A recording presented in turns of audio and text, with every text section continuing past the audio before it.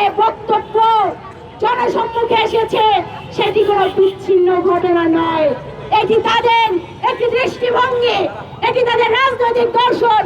তারা এই বাংলাদেশকে আইএমএফ জাহিলিয়া যুগে নিয়ে যেতে চায়।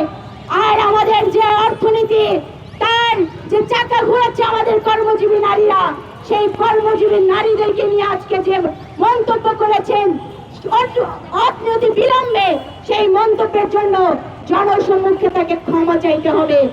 এবং নারীদের যে অগ্রযাত্রা, সেই অগ্রযাত্রাকে আপনারা যদি মনে করেন এই সমস্ত মন্তব্য করে নারীদেরকে ঘরে পাঠানোর নানান নিয়ম নীতি করে আপনারা সফল হবেন, আপনারা তাহলে মনে রাখবেন যে আপনারা তো সফল হবেনই না, আপনারা আস্তে করে নিক্ষিপ্ত হবেন।